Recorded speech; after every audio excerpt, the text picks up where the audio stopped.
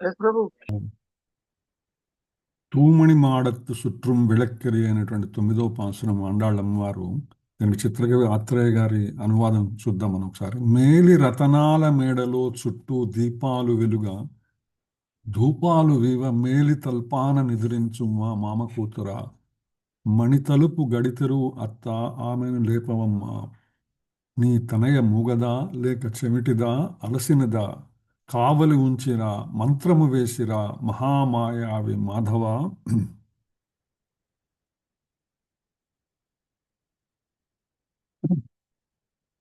మహామాయావి మాధవ వైకుంఠవాస అని పలు తిరునామములు అనుసంధించుము ఆమె మేల్కొనుగా మంగళం జగతికే మంగళము కూర్చు మన శ్రీవ్రతము అనేటువంటి ఈ పాసురంలో మనకు అంతకుముందు 6-7 పాసురాల్లో శ్రవణ ప్రాముఖ్యత గురించి, హరినామ శ్రవణ ప్రాముఖ్యత గురించి ఆండాళ్ళమ్మవారు చెప్పారు. అలాగే 8వ పాసురంలో మననం అనమాట, ఏదైతే శ్రవణం కీర్తనం స్మరణం అంటామో ఆ మనన దశ గురించి వివరించబడింది అనమాట. ఇక్కడి నుంచి ఇవాల్టి నుంచి 9, 10, 11, 12 పాసురాల్లో ధ్యాన దశ గురించి ఆండాళ్ళమ్మవారు ఏ విధంగా భగవంతుని మనసులో నిలుపుకోవాలి అనేటువంటి విషయం గురించి చెప్తున్నారు. అటువంటి దానిలో ప్రత్యేకించి ధ్యానంలో పరాకాష్ఠ పొందినటువంటి గోపికని ఈనాడు మేల్కోవటం జరుగుతుందన్నమాట. నీ మేడ ఏదైతే ఉన్నదో పరిశుద్ధ మణులతో నిర్మించబడిందా? ఆ మేడలో సుఖశయ్యపై నువ్వు కన్నుమూసి నిద్రిస్తున్నావా? నీ చుట్టూ దీపాలు వెలుగుచున్నాయా? అగర ధూపం పరిమళించుచున్నదా? మా అత్త కూతురా, చాలా దగ్గరి బంధువు ఆండాళ్ళ అమ్మవారికి, లేవమ్మా లేచి, నువ్వు చాలా ధనవంతురాలివన్న మా విషయం మాకు తెలుసు. నీ తలుపుకి ఏదైతే మణికవాటం ఉన్నదో దాని గడియ తీస్తావా? పోనీ నువ్వు లేకపోతే ఓ అత్త నువ్వైనా లేపుతావా ఆమెను? ఏం నీ కూతురు, మేము ఇంత చెప్తున్నామే, ఇంతమంది బయటకు వచ్చి అందరం చెప్తున్నామే, ఆమె మూగదా చెవిటిదా అలసిపోయిందా? లేకపోతే నువ్వు లేస్తే నేను ఊరుకో నిద్రపోని నువ్వు ఆమెను ఏమైనా నిద్రపుచ్చుతున్నావా? లేక ఇంకెవరైనా ఆమెకు నిద్ర పట్టేట్లు మంత్రం వేశారా? ఆ మహామాయేవి మాధవ వైకుంఠవాస అని పెక్కు నామములు పాడు తల్లి, ఆమె మేల్కొని మాతో చేరుతుంది అని శ్రీ గోదా గోపిక తన గోపికా బృందంతో కలిసి పాడటం మొదలుపెట్టిందనమాట. సో ఆ విధంగా ఈరోజు తూమణి అంటే గొప్ప మణి అనమాట. మణులు 2 రకాలుగా ఉండబడుతున్నాయి. అవి ఏంటంటే చెప్పబడుతున్నాయి: పరమాత్మ, జీవాత్మ, సత్యము, సత్య. హరే కృష్ణ. మాతాజీ వచ్చారా మాతాజీ? జాయిన్ అయ్యారు ప్రభు. అయ్యా. హరే కృష్ణ మాతాజీ, మళ్ళీ వెళ్ళిపోయారా ఏంటి? ఉన్నాను. ఓకే, ఉన్నావు కదా. Sorry, thank you. Hare Krishna Mataji, start చేయండి. సారీ ప్రభు. స్టార్ట్ చేయనా? స్టార్ట్ చేయండి, లేట్ ఆల్రెడీ. హరే కృష్ణ. అందరికీ ప్రణామాలు. అవకాశం ఇచ్చిన వాళ్ళందరికీ ధన్యవాదాలు తెలుపుకుంటూ ఈరోజు ప్రార్థనా శ్లోకాలతో తిరుపావని స్టార్ట్ చేస్తున్నాం. హరే కృష్ణ. నీలాతుంగస్తనగిరితటీ సుప్తముద్బోధ్య కృష్ణం పారార్ధ్యం స్వం శృతిశతశిరసిద్ధమధ్యాపయంతి స్తోత్రిష్టాయాం సృజినిగలితం యా బలాత్కృత్య భుంక్తే గోదా తస్యై నమైదమిదం భూయ ఏవాస్తు భూయః. அன்னவயல் புதுவையாண்டாளங்கற்கு பன்னு திருப்பாவை பல்பதியம் இன்னிசையால் பாடி கொடுத்தாள் நற்பாமாலை பூமாலை சூடி கொடுத்தாளை சொல்லு சூடி கொடுத்த சுடர் பொடியே கல்பாவை பாடியருள வல்ல பல்வலையாய் நாடி நீ வேங்கடவர் கண்ணை விதி என்ற விம்மாத்தம் நாங்கடவா வண்ணமே நல்கு. హరే కృష్ణ. ఆండాళ్ దివ్య తిరువడిగలే శరణం. ఈరోజు 9వ పాశురం. ఈనాటి 9వ పాశురంలో గోదా గోపమ్మలు 4వ గోపికను, ఆచార్యత్వ పరిపూర్ణం కలిగిన గోపికను మేల్కొల్పుతుంది. 5 నుండి 15 పాశురాలలో గోపికలు ఆచార్యత్వ పరిపూర్ణం కలిగి విశేషమైన ఉన్నతమైన భక్తులన్నమాట. మాతాజీ వాయిస్ ఓకే కదా? వినిపిస్తుంది మాతాజీ, క్లియర్. అయితే ఈ 10 మందిని లేపడంలో విశేషం ఏంటంటే ఇక్కడ ఏం చెప్తున్నారంటే వీళ్ళు ఆ, చాలా వైశిష్టం గల వాళ్ళు కాబట్టి ఆ వైశిష్టం ఏంటి 10కి గుర్తుగా ఏం చెప్తున్నారంటే 5 అంటే పంచభూతాలు, భూమి, నీరు, నిప్పు, ఆకాశం, అగ్ని, ఇది స్థూల శరీరంగా చెప్పుకుంటాం కదా. 3 వచ్చేసి మనసు, బుద్ధి, అహంకారం, ఇది సూక్ష్మ శరీరం. 8 అయిపోయాయి. 9వది ఏంటంటే జీవాత్మ, 10వది వచ్చేసి పరమాత్మ. మొత్తం కలిపి ఈ 10 అంటే మనకు 10లో 1 చేరితేనే దాని విలువ. అలాగే వీటన్నిటికీ 1 అంటే పరమాత్మ. ఈ పరమాత్మ చేరితేనే దీనికి విలువ, అంటే జీవాత్మకు విలువ. అంటే పరమాత్మ లేకుండా జీవాత్మ లేదు అనే సత్యాన్ని తెలిసిన వాళ్ళు వీళ్ళందరూ కాబట్టి వీళ్ళని ఆళ్వార్లు అంటారు. వీళ్ళని గోపమ్మలుగా రోజు ఒక గోపికను లేపుతూ ఆ అండాల్ తన గోదాగోసిలో చేర్చుకుంటూ వస్తుంది. అయితే వీళ్ళందరికీ కూడా కృష్ణుడే ఉపాయంగా కోరుకున్నవారు. అయితే ఇదివరకే కృష్ణానుభవంలో మునిగి ఉన్న వారిని లేపి తమ గోష్ఠిలోకి చేర్చుకుంటే వారు కూడా ఆ కృష్ణుని పొందుతారు కనుక ఇలా ఒక్కొక్కరిని లేపుతూ తమ గోష్ఠిలో కలుపుకుపోతున్నారు. మరి వీళ్ళందరూ భక్తులు కదా, మరి ఎందుకు వీళ్ళు ఇలా పడుకుంటున్నారు, వీళ్ళని లేపడం ఏంటి అని చూస్తే ఇక్కడ ఏం చెప్తున్నారంటే మత్తు మందు తాగిన వాళ్ళు ఎలాగైతే ఆ మందు ప్రభావం ఒక్కొక్కరి మీద ఒక్కొక్క రకంగా ఉంటుంది కదా. కొందరు ఏడుస్తారు, నవ్వుతారు, అరుస్తారు, దొర్లుతారు, చిన్నపిల్లల్లా ప్రవర్తిస్తూ ఉంటారు. అలాగే ఈ కృష్ణతత్వంలో మునిగిన వాళ్ళు కూడా ఒక్కొక్క లక్షణాన్ని పొంది ఉంటారంట. అందుకని ఒక్కొక్క గోపమ్మ ఒక్కొక్క లక్షణంతో అలా పడుకొని ఉండడం, వాళ్ళని లేపి వీళ్ళ దాంట్లో కలుపుకోవడం అనేది, అంటే ఆ లక్షణాలు ఉన్న వాళ్ళందరూ కూడా కృష్ణుడికి ప్రియమైన వాళ్ళు కాబట్టి అలాంటి లక్షణాలు ఉన్న వాళ్ళందరినీ కూడా వీళ్ళ గ్రూపులో చేర్చుకోవడానికి వీళ్ళను కలుపుకుంటూ లేపుతూ వెళ్తూ ఉన్నారు. ఈ కృష్ణతత్వ భావన తెలిసిన వారిపై కూడా కృష్ణతత్వము ఒక్కొక్క రకంగా ఉంటుంది అనుకున్నాం కదా. అందుకని ఆ భావాన్ని వీళ్ళకు కూడా రావాలని చెప్పి వీళ్ళు ఇలా లేపుతూ వెళ్తూ ఉన్నారు. ఈరోజు పాశురాన్ని చూస్తే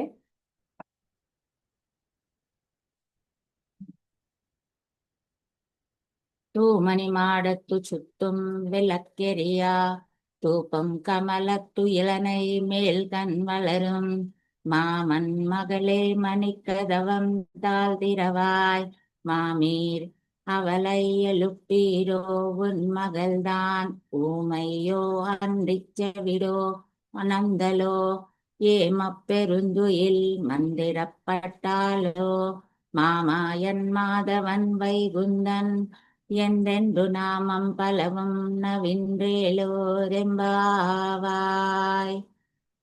ఏం చెప్తున్నారో ఎలా లేపుతున్నారంటే నిర్దోషమైన మాణిక్యములతో నిర్మించిన భవనంలో చుట్టూను దీపాలు వెలుగుతుండగా అగరు ధూపములను పరిమళాలను వెదజల్లుచుండగా అతి మెత్తనైన హంసతూలిక తల్పంపై పరుండి నిద్రిస్తున్న ఓ మేనమామ కూతురా, మణిమయ ప్రభలతో ప్రకాశించుచున్న నీ భవనపు గడియను తీయవమ్మా.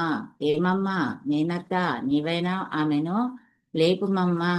ఏమి నీ పుత్రిక మూగదా, చెవిటిదా, లేక బద్ధకస్తురాలా, లేక ఆమె లేవకుండగా ఎవరైనా కావలి ఉంచినారా, లేక ఇంత మైమరచి నిద్రించుటకేమైనా మంత్రించి ఉంచినారా?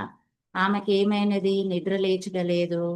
ఓ ఆశ్చర్య గుణచేష్టితుడా, ఓ శ్రీయపతి, ఓ పరమ పదవాసి అని అనేకమైన తిరునామాలను అనుసంధిస్తును.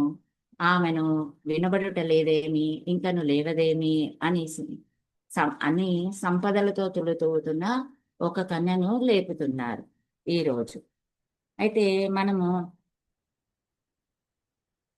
నిన్నటి అంటే 8వ పాశురంలో తూర్పు తెల్లవారే ఓ జవ్వని అంటూ పాడి భగవద్ అనుభవాన్ని పొందడానికి కుతూహలపడుతున్న ఒక గోపికను లేపి తన వ్రతంలో చేర్చుకున్నారు.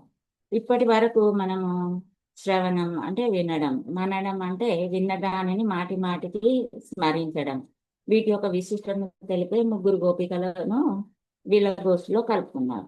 మరి ఈరోజు చూస్తే 9వ పాచురం నుండి 12వ పాచురాలలో ధ్యానం యొక్క విశిష్టను మనకు ఇందులో తెలుపబోతున్నారు. ఎల్లప్పుడూ శ్రవణం మననం చేసే వారి మనసు ఎలా ఉంటది? మాలిన్యం తొలగి పవిత్రంగా అవుతుంది, నిర్మలం అవుతుంది. మాలిన్యం తొలగితేనే కదా మనకి జ్ఞానం చోటు చేసుకునేది. అప్పుడు ఆ జ్ఞానం ఏమవుతుంది? వారిని ఆ జీవికి కవచమై ఉంటుందండి.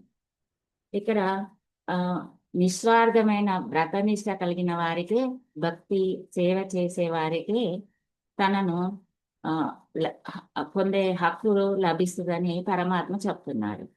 మనకు ఈరోజు గోపిక ఏంటంటే అలా పొందినప్పుడు మనం ఇంకా వేరే స్వాతంత్రం మనకెందుకు, పరమాత్మ తానే స్వయంగా వచ్చి మన వద్దకు వచ్చి మన అభిష్టాలను తీరుస్తాడు కదా. కనుక మనం ఎక్కడికి వెళ్ళక ఉన్న చోటని భగవద్ అనుభవ ఆనందాన్ని అనుభవిస్తూ ఉంటే చాలు అని అనుకొని అతి సుందరమైన మణిమయ భవనంలో నిద్రిస్తున్న ఈనాటి గోపికను ఓ మామ కూతురా, మరదల, దేవమ్మ అని పిలుస్తున్నారు. ఈ స్థితికి మనకి ఏమని చెప్తారంటే ఆత్మజ్ఞానులు స్థిత ప్రజ్ఞుల కలిగి ఉండడం అని చెప్తూ ఉంటారు. అయితే ఈ స్థిత ప్రజ్ఞత కూడా మనకి 4 విధాలుగా చెప్తారు. అయితే ఈ పాశురంలో ఏమని చూస్తాం మనము? నిద్ర తగదు, నిద్ర మానము, నిద్ర నుంచి మేల్కొనము అని చెప్తూ ఉంటాం కదా. ఇక్కడ నిద్ర అంటే ఏమని చెప్తారంటే సర్వధర్మాన్ పరిత్యజ్య మామేకం శరణం వ్రజ. అంటే సర్వ వ్యాపకములను విరమించి భగవద్ అనుభవాన్ని లీనమై ఉండుట అనేది ఇక్కడ చెప్తున్నారు. ఇలాంటి వాళ్ళు ఈ లోకంలో. స్థిత ప్రజ్ఞని 4 దశలు ఏంటంటే, ఒకటి వచ్చేసి యాతమాన అవస్థ, అంటే ఇంద్రియాలను విషయాల నుండి అరికట్టే ప్రయత్నం చేస్తూ ఉంటారు వీళ్ళు. ప్రజ్ఞా బలం చేత చేస్తూ ఉంటారు. వీళ్ళకి ఉదాహరణ మనం ఎవరిని చెప్పుకోవచ్చు అంటే విశ్వామిత్రుడు. రెండవది వచ్చేసి వ్యతిరేక అవస్థ. వస్తు సంగమం, వాటి యందు అపేక్ష ఏమీ ఉండదు. అది ఉన్నా కానీ అపేక్ష అనేది ఉండదు. మనసులో వాటి ప్రభావం తెలుస్తూ ఉంటది. కానీ ఇలాంటి వారికి మనకు జనక మహారాజు ఉదాహరణగా చెప్తారు. మూడో దశ వచ్చేసి ఏకేంద్రియ అవస్థ, అంటే విశేషంగా ఉండదు కానీ అన్ని తెలుస్తూనే ఉంటాయి. ఇది మనకి జడభరతులు చెప్తారు. నాలుగవది వచ్చేసి వశీకారావస్థ, అంటే కోరికలనే వాళ్ళకి తెలియవని, వాటిలోనే ఉన్న వాటి స్పృహ అతనికి ఎంత మాత్రం ఉండదు. దీనికి ఉదాహరణ సుఖయోగేంద్రుడు చెప్తారు. అయితే ఈ 4వ దశకు చెందినదే ఈనాటి గోపిక. ఇది మనకు భగవద్గీతలో 2వ అధ్యాయంలో కూడా మనకి శ్లోకాలు ఉన్నాయి. ప్రజాహటి యథాకామానంటూ ఆ 4, 3, 2 ఇలా వీటి గురించి వర్ణించడం అనేది జరిగింది. ఈ రోజు గోపికకు ఈ 4వ దశ అంటే వశీకార అవస్థలో ఉండిందండి. అయితే మనం బయట గోపికలు లోపల గోపికలు అని చెప్పుకుంటున్నాం కదా. మరి ఈ బయట గోపికలు ఏ అవస్థలో ఉన్నారంటే, బయట ఉన్న గోపికలు ఆర్త ప్రవృత్తి కలిగిన వాళ్ళు. వీళ్ళు ఏంటంటే స్వామిని చేరుకోవాలనే కుతూహలంతో ఒకే దగ్గర ఉండలేక వారంతట వారే వెళ్ళడం అన్నమాట. ఈ లోపలున్న గోపిక దశ ఏంటంటే తృప్త ప్రపత్తి, అంటే తానే వస్తాడని తలచి గోపిక, అంటే ఆత్మనే వాత్మనా తుష్ట, అంటే ఆ పరమాత్మ యందే వారి మనసు రమించుచుండును, అంటే ఉన్న దగ్గరే వాళ్ళు భగవంతుని ధ్యానిస్తూ ఉంటారు. అయితే ఈనాటి పాశురంలో విశేషంగా మనకు ధూపాలు దీపాల గురించి చెప్తారు. ధూపము దీపం గురించి చెప్తారు. ఇది 9వ పాశురం. ఈ 9వ పాశురంకి గుర్తుగా, దీపాలకి గుర్తుగా 9 దీపాలను వెలిగించి ధూపాలను వెలిగించేసి అది ధూపం వేసేటప్పుడు ఈ పాశురాన్ని పాడతారని చెప్పుకుంటుంటారు. అయితే ఇక్కడ ఏమంటున్నాం అంటే తూమని మాడత్తు. తూమని మాడత్తు అంటే తూ అంటే పరిశుద్ధమైనది, మణి అంటే మనులతో చేసింది, మారుత్తు అంటే మేడ, చుట్టూ వెలక్కిరియా అంటే చుట్టూ దీపాలు వెలిగించి ఉన్నాయి అని చెప్తున్నారు. అంటే ఈ గోపిక యొక్క భవనం గురించి, అదే ఎలా నిర్మించబడింది అనే దాని గురించి చెప్తున్నారు. ఇక్కడ మనులతో నిర్మించింది కాబట్టి ఇది ట్రాన్స్పరెంట్ గా ఉంటుంది, అంటే లోపల ఏం జరుగుతుంది అన్ని కూడా తెలుస్తుంది మామూలుగా. కానీ ఇంకా అందులో దీపం వెలిగించి ఉండడం వల్ల ఇంకా చాలా వెలుతురుగా ఉండింది. లోపల ఉన్న వాళ్ళు బయట, బయట ఉన్న వాళ్ళు లోపలికి కనిపిస్తూ ఉంటారు. అయితే ఇక్కడ భవనం గురించి ఎందుకు చెప్తున్నారు అంటే ఆ పెద్దలు చెప్పారంటే ఏమనంటే, మనం భగవద్ ధ్యానం చేయలేకపోయినప్పటికీ ఒక భక్తుడు తన మనసులో అనుభవించి ఆనందించుతున్న తీరును స్మరించినను వాళ్ళు తరిస్తారు అని చెప్పారు. అందుకని ఈ గోపికలు ఏం చేస్తున్నారు, ఇక్కడ భవన సౌందర్యంను వాళ్ళు అనుభవిస్తూ మనకు చెప్తూ ఉన్నారు. ఈ మేడ పరిశుద్ధమైన మణులతో నిర్మించబడింది అని చెప్తున్నారు. ఇక్కడ మణి అంటే అదే,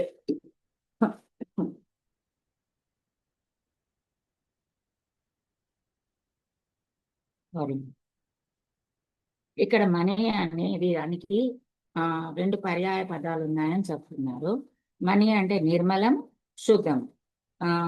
అయితే ఇక్కడ నిర్మలం అంటే ఏంటి, శుద్ధం అంటే ఏంటి, ఎందుకు ఇలా చెప్తున్నారంటే దోషం ఒకప్పుడు ఉండి ఇప్పుడు లేకపోతే అది నిర్మలం. ఎన్నడూ దోష స్పర్శే లేనిది శుద్ధం. అయితే పరమాత్ముడు ఎప్పుడు నిత్య శుద్ధుడు కదా. మరి నిర్మలం అంటే అంటే ఎప్పుడైతే మనం భగవంతుడిని పరమాత్మను తెలుసుకుంటామో అప్పుడు మనం త్రిగుణాలతో, అంటే ప్రకృతి త్రిగుణాలతో బంధింపబడిన జీవుడు వీటిని తొలగించినప్పుడు జీవుడు ఏమవుతాడు, నిర్మలంగా ప్రకాశిస్తూ ఉంటాడు. అప్పుడు పరమాత్మ జీవులలో అంతర్యామి అయి నివసిస్తాడు. పరమాత్మ నివాస స్థానమైన చో అతడు నిత్య శుద్ధ ప్రకాశం కలవాడు కనుక ఆ భవనం అనేది ఇక్కడ పరిశుద్ధములకు మనులతో నిర్మింపబడిన భవనము వలె కనుక, అంటే ఇది శరీరానికి గురించి చెప్తున్నారు. అంటే ఈ మా పరమాత్మలో అనగా భగవద్ అనుభవంలో నివసించి ఉన్నదని తెలియజేయడాన్ని వీళ్ళు ఇలా చెప్తున్నారు. మనులతో నిర్మితమైన భవనం అని చెప్పాను. అందుకని తూ మణిమాడం అని చెప్తున్నారు. ఎలా ఉంది భవనం అంటే ఏమని వర్ణిస్తున్నారంటే, కృష్ణుడు పరిశుద్ధమైన మనులన్నీ, మంచి మంచి మనులన్నీ తన అంతఃపుర స్త్రీలకు అనగా ఈ ముక్తులకు జీవులకు భవనం నిర్మించి కట్టించి మిగిలిన చిన్న చిన్నవి కానీ పగిలిపోయినవి అలాంటి వాటితో తన భవనాన్ని నిర్మించుకున్నాడేమో అన్నట్టుగా ఉంది అని చెప్పారు. అంటే ఇక్కడ భగవంతుడి యొక్క కరుణ భక్తులపై ఎలా ఉంటాయని కూడా మనకు తెలియజేస్తున్నారు. నాలో భక్తులు ఉన్నారు, భక్తుల హృదయంలో నేనున్నాను చెప్తాడు కదా స్వామి. అంటే భగవంతుడికి ఎలాగైతే మనకి ఉన్న సహజ గుణం ఉంటుందో అలాగే ఉంటారు. అయితే ఆ భగవంతుడిని చేరడం వల్ల, ఆ జ్ఞానం వల్ల వీళ్ళు కూడా ఆ మణిలాగా ప్రకాశిస్తున్నారు అని ఇక్కడ చెప్తున్నారు. అయితే ఇక్కడ మణి అంటే మన భారతీయ సంస్కృతిలో కొన్ని గుర్తులు ఉంటాయి కదా. గజం అంటే 8 అని, మణి అంటే 9 అని. అయితే ఇక్కడ మణి అంటే 9, అంటే మనకు జీవాత్మకు పరమాత్మకు మధ్య గల ఈ సంబంధం కూడా 9 రకాలుగా చెప్తూ ఉంటారు. అది శ్లోకం వచ్చేసి మనకి పితాచ రక్షక శేషి భర్త జ్ఞేయో రమాపతి స్వామ్యాధారో మమాత్మా చ భోక్తా చాద్యమనుదిత. ఒకటేంటి తండ్రి, 2 రక్షకుడు, 3 శేషి, 4 భర్త, 5 జ్ఞేయుడు, 6 స్వామి, 7 ఆధారము, 8 ఆత్మ, 9 భోక్త. ఈ నవవిధ సంబంధాలతో పరమాత్మను భావించుట ప్రజ్ఞ అని చెప్తుంటారు. దీని అందు స్థిరంగా ఉండడం అనేది స్థిత ప్రజ్ఞ అవస్థ. దీనివల్ల మనసుకి ఏమవుతుందంటే ప్రసాదం ఏర్పడును. అంటే దాన్నే మనం ప్రాసాదనే అంటే ప్రాసాదం అంటే మేడ. ఈ ప్రాసాదం పొందినది మనకి ఈనాటి గోపిక. ఇంకేం చెప్తున్నారు, చుట్టం విలక్కెరియా అంటే చుట్టూ దీపాలు వెలిగించి ఉన్నాయి. అంటే మామూలుగా పడుకున్నారని చెప్తున్నారు, దీపాలు వెలిగించారని చెప్తున్నారు. మామూలుగా మనం పడుకుంటే దీపాలన్నీ ఆర్పేసి ఏదో చిన్న లైట్ ఏదో పెట్టుకొని పడుకున్నాం. కానీ ఇక్కడ ఈవిడ దీపాలు వెలిగించి మరీ పడుకున్నది అని చెప్తున్నారు. అంటే ఇక్కడ దీపానికి గుర్తుగా ఏం చెప్తున్నారు, దీపం లేని ఇల్లు ప్రాణం లేని శరీరం వంటిది. కాబట్టి ఇక్కడ దీపపు ప్రమిదను గురించి చెప్తున్నారు. దీపపు ప్రమిద శరీరానికి ప్రతీకగా అయితే దానిలోని నూనె లేక నెయ్యి మనలోని ప్రేమ వంటి. ఈ ప్రేమ భగవంతుని కోసం ప్రకాశిస్తే మన జన్మ అనేది ధన్యమవుతుంది. అలా ప్రకాశింప చేయాలంటే మనకు శాస్త్రాలు కావాలి. శాస్త్రాల గుర్తు మనం పెట్టే ఒత్తులు. ఆ 2 ఒత్తులు ఏంటి, దేవుడి వైపు తిరిగి ఉండాలి. ఒక ఒత్తు వచ్చేసి వేదము, ఒక ఒత్తు వచ్చేసి ఆ వేదాలను వివరించే వ్యాఖ్యానాలను. అందులో వెలిగే నిప్పే మనలోని జ్ఞానం. అందుకే మన జ్ఞానం ప్రేమమయమై అది శాస్త్రాలకు అనుగుణంగా ఉండగలిగితే ఎదురుగుండా మనకు ఎవరు కనిపిస్తారో అంటే మన హృదయంలో ఉన్న పరమాత్మనే మనకు ఎదురుగా దర్శనం ఇస్తూ ఉంటాడు. వెలుతురు కోసం కాకుండా ఈ అమ్మాయి మంగళకరం అని చెప్పి దీపాలను వెలిగించింది. అంటే కృష్ణ సంబంధం కోసం గుర్తుగా ఈ దీపాలను వెలిగించింది అని చెప్తారు.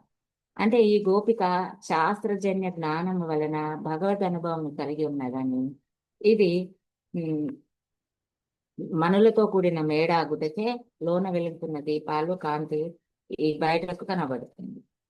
ఇక్కడ ఇంకేం చెప్తున్నారు? ధూపం కమల అంటే ఆ ధూపం అంటే పొగ, అంటే ఆ సువాసన వెదజల్లే అగరబత్తులు మనం ధూప్కి వెలిగిస్తాం కదా అది. ఇది ఎలా ఉందంటే మన కమల పువ్వు స్మెల్తో వచ్చే సుగంధాన్ని ఇస్తూ ఉన్నారు. ఇది అంతటా వ్యాపించి ఉంది అని చెప్తున్నారు. పొగ లేకుండా ఆ సుగంధం అంతా ఆ రూమ్ అంతా నిండి ఉంది అని చెప్తున్నారు. ఇక్కడ మనకు దీపానికి సంకేతం ఏం చెప్తున్నాం? జ్ఞానం. మరి ధూపానికి సంకేతం ఏంటిది? అనుష్ఠానం, అంటే అంతటా వ్యాపించేది. ఈ రెండు కలవారికి ఈ భగవద్ అనుభవం అనేది లభిస్తుంది. అయితే మనకు అంతకుముందు పాఠశాలలో చూపిస్తే మన పక్షులు అరుస్తున్నారని చెప్పారు కదా.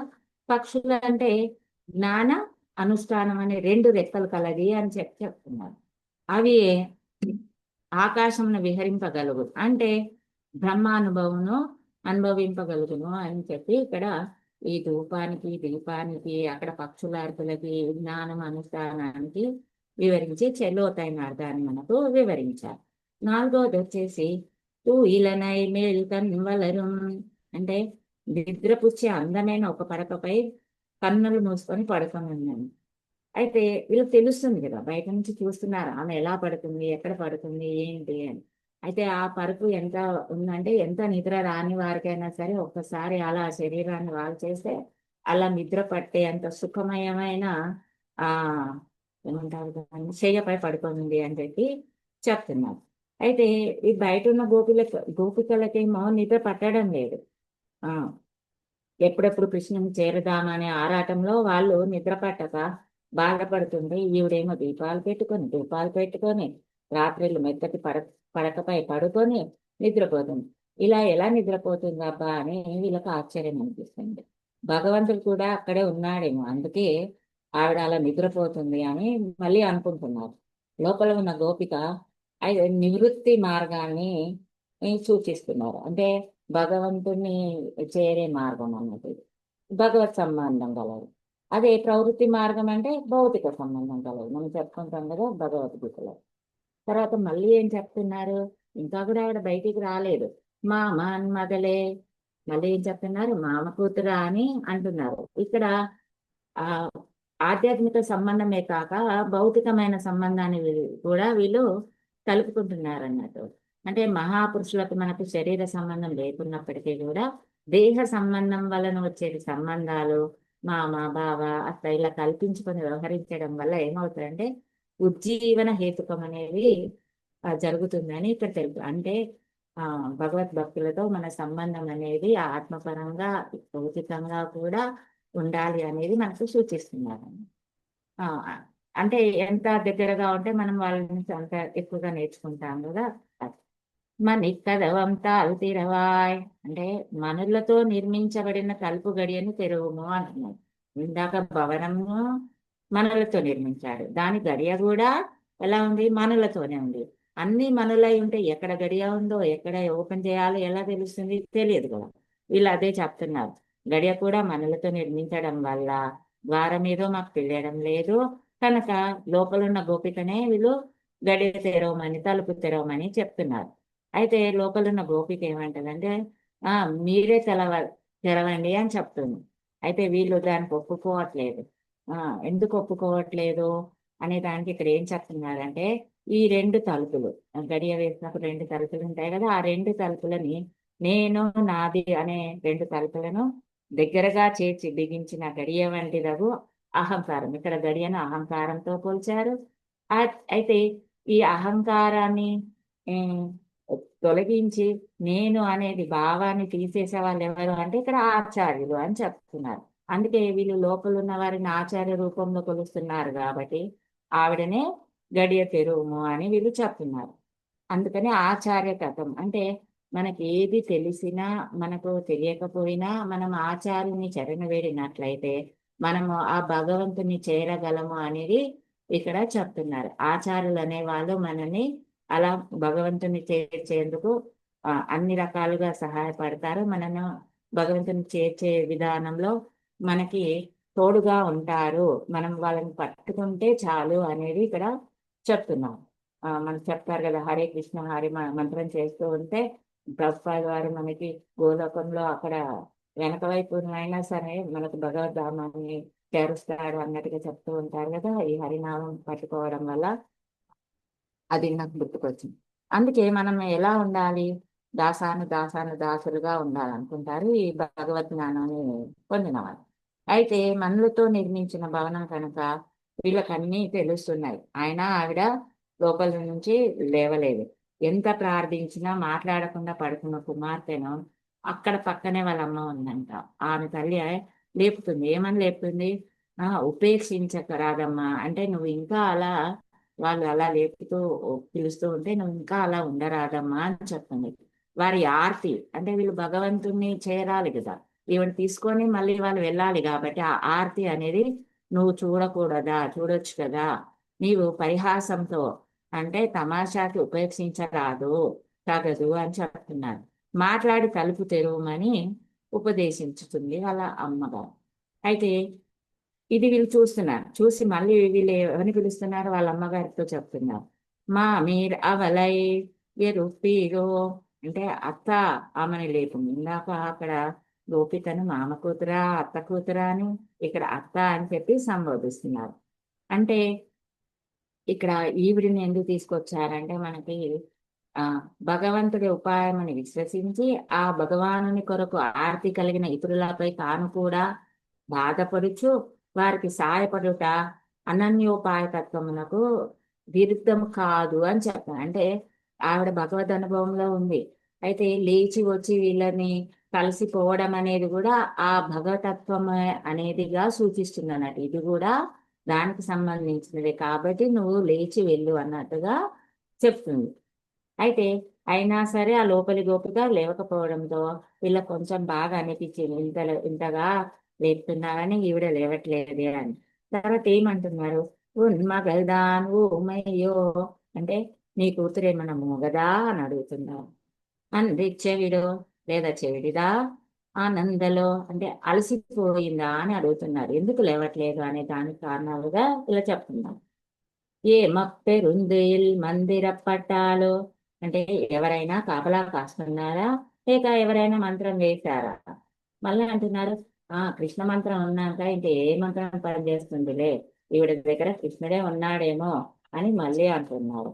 అనుకుంటూ అక్కడి నుండి బయటికి రావడం కష్టం. అంటే ఈ కృష్ణ మంత్రాన్ని కృష్ణతత్వంలో మునిగిన వాళ్ళు బయటికి రావడం అనేది కష్టం కాబట్టి అందుకే ఈవిడ రావట్లేదేమో, అందులో లీనమైపోయిందేమో అన్నట్టుగా వీళ్ళు మాట్లాడుకుంటున్నారు.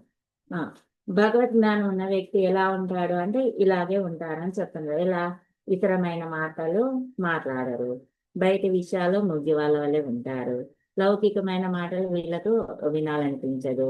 అంటే వేరే వాళ్ళు మాట్లాడుకుంటున్నా వీళ్ళకు ఆ ధ్యాస ఉండదు, వినరు కాబట్టి చెవిటి వాళ్ళలా ఉంటారు. లౌకికమైన పనులంటూ కూడా వీళ్ళకు అలసినట్లు ఉంటారు, అవి చేయాలనే ఉత్సాహం వాళ్ళకి ఉండదు. ఇలాంటి వాళ్ళనే కదా భగవంతుడు కాపలా కాస్తుంటారు. అందుకే కాపలా కాస్తున్నట్టున్నాడు ఈవిడ, వాడు బయటకు రాకుండా భగవంతుడు అని చెప్పుకుంటున్నారు. దీనికి మనం ఏం చెప్తున్నాం? జడభరతుడు అని చెప్తున్నాం. అయితే లోపలి గోపబాలిక తల్లి ఇలా చెప్పింది అంట. సరే, ఆమె గురించి మీకు తెలుసు కదా, ఆమె ప్రవృత్తి మీకేం తెలియనిది కాదు కదా, కొత్త కాదు కదా, లోపల ఆయన నామాలను స్మరిస్తుకుంటుంది అని చెప్తున్నారు. మీరు కూడా ఆ నామాలను పాడండి, లేచి వస్తుంది అని చెప్పతే బయట ఉన్న గోపికలు అంటున్నారు, మేము ఆయన నామాలనే పాడుతున్నామమ్మా. లోపల నుండి గోపిక తల్లి సరే ఏం పాడుతున్నారు అని అడుగుతుంటారు. అయితే వీళ్ళు అంటున్నారు, మాయన్ మాధవన్ మాయామన్ మాధవన్ వై ఉన్నన్ ఎందెందు నామం పలవం నవిందు, అంటే మహామాయావి మాధవ వైకుంఠవాస అని పాడుతున్నాము, ఇంకా ఎన్నెన్నో నామాలు పాడుతున్నాం మేము అని చెప్తాం. అయితే ఇక్కడ మహామాయావి అంటే ఆశ్చర్యకరమైన పనులు చేసేవారు. మనం చూసాం అసలు ఈ ఒక రకంగా చూస్తే ఈ సృష్టి గురించి ఆలోచించినామంటే మనకు చాలా ఆశ్చర్యంగా ఉంటది. ఈ బ్రహ్మాండాలేంటో, ఈ లోకాలేంటో, ఈ జీవులేంటో, ఇన్ని రకాలేంటో, వీటికి పోషణ ఇదంతా చూస్తూ ఉంటే చాలా ఆశ్చర్యంగా ఉంటుంది. అలాంటి పనులు చేసేవాడు అని మనం చూసాం. మన ఎలా గోవర్ధనగిరి ద్వాపర యుగంలో కృష్ణుడిగా అవతరించాడు. అంటే పుట్టుకలే లేనివాడు అవతరించాడు. అవతరించి ఇంకేం చేశాడు? ఆ చిన్న చిన్న వయసు 3 ఏళ్ల వయసు, 4 ఏళ్ల వయసు, 5 ఏళ్ల వయసులోనే ఎన్నో ఆశ్చర్యకరమైన పనులు చేశాడు. గోవర్ధనగిరి ఎత్తాడు చిటికన వేలి మీద. 3 నెలలప్పుడు పూతనాన్ని సంహరించాడు, వృత్రాసుడిని సంహరించారు. అందరిళ్లలో వెన దొంగతనం చేసి తిరిగి చేష్టలు చేశాడు. రాసలీల ఇలా బాల్యంలో మన్ను తిని తన నోట్లో బ్రహ్మాండాన్ని చూపించాడు. ఇవన్నీ ఎవరు చేయగలరు? తను తప్ప ఆశ్చర్యకరమైన పనులు చేసేవాడుగా చెప్తున్నారు. జగత్ యొక్క సృష్టి ఈ తర్వాత మనల్ని సృష్టించడం, మన కర్మల అనుసారంగా ఈ శరీరాలను సృష్టించడం, ఇది అంతా కూడా చూస్తుంటే వాళ్ళకి ఆశ్చర్యకరమైన పనులు చేసేవాడు అని ఇలా ఒక్క పదంలో ఆయనని కీర్తించేశారు. తర్వాత వచ్చేసి మళ్ళీ ఏమంటున్నారు? ఇవన్నీ ఎందుకు చేశాడు అనుకుంటున్నారు? మన మీద దయతోటే కదా, కరుణతోటే కదా ఇదంతా చేశాడు. ఏదో ఒకలాగా మన మనసు ఆయన పైన పడేటట్లు మన బాగు కోసం కదా చేశాడు అని మళ్ళీ చెప్తున్నారు. అంటే మరి ఆయనకు దయాకరణ ఎలా కలిగింది మన పైన అంటే ఆవిడ ఉంది కదా. ఆవిడెవరు అంటే ఇక్కడ మాధవన్ అంటే లక్ష్మీదేవి ఉంది కదా. ఆవిడే మన పాపాలు అన్నిటినీ దాచేసి ఆ కనపడకుండా చేసి మన పైన దయ కలిగేటట్లు చేసింది అని చెప్తున్నారు. అంటే ఇక్కడ లక్ష్మీపతి అని కూడా చెప్తున్నారు. ఇంకా ఏం చెప్తున్నారు? వైకుంఠన్ అంటే వైకుంఠం అంటే ఈ విశ్వం కంటే 3 రెట్లు ఎక్కువగా ఉంటుంది కదా. దీన్ని ఏమంటారు? త్రిపాద్ విభూతి అని దీనికి పేరు. అంటే అక్కడ ఉంటారు. అక్కడ ఉండే వాళ్ళు ఎలా ఉంటారు? భగవంతుని మనసు తెలుసుకొని ప్రవర్తించే వాళ్ళు ఉంటారు. అక్కడ ఆయనకి ఏమి చేయవలసిన పని లేదు. అయినప్పటికీ కూడా ఆ వైకుంఠాన్ని వదిలి మన కోసం వస్తాడు కదా. ఎన్నెన్నో నామాలను వీళ్ళు పలుకుతున్నారు. దీంతో ఈవిడ లోపలున్న గోపిక ఇందాక నేను నాది అనే భావం తొలగించే ఆవిడ అని చెప్తున్నా కదా. మరి ఆవిడ ఏంటి అంటే నమః అంటే ఇక్కడ మహా అంటే కాదు, నా అంటే నేను శరీరం కాదు, నేను కాదు, ఆత్మని, పరమాత్మకు చెందిన దాని అనే జ్ఞానం కలిగిన గోపిక కాబట్టి వీళ్ళు ఇంతగా అర్థిస్తుంటే లేచి వచ్చి ఈ గోదాగోష్ఠిలో చేరింది. ఆండాల్ తిరువడిగలే చరణం. అయితే ఈ 29వ పాశురంని ఏం చెప్తారంటే 22వ దివ్య దేశంగా చెప్తారు. ఇక్కడ పెరిమల రంగనాథుడు అని ఉంటాడంట. అంటే ఇక్కడ ఆ రంగనాథుడు అక్కడ పరిమళ భరితుడై ఉంటాడంట. అంటే ఈరోజు దీపానికి ధూపానికి సంబంధించిన పాశురం చెప్తున్నాం కదా, అలా పరిమళ భరితుడై ఉంటాడంట. ఇది తిరుదిందలు అనే దగ్గర ఈ 22వ దివ్య దేశం గురించి చెప్పారు. ఇంకొకటి మనకు ఇప్పుడు వాడుకలో అందరు వింటున్నది ఏంటంటే వాడేపల్లి శ్రీ నృసింహస్వామి టెంపుల్. ఇక్కడ దీపాలు వెలుగుతూ ఉంటాయంట. కింద ఒక దీపం, పైన ఒక దీపం ఉంటుందంట. ఆ పైన దీపం ఆండాళ్ తిరువడిగలే శరణం.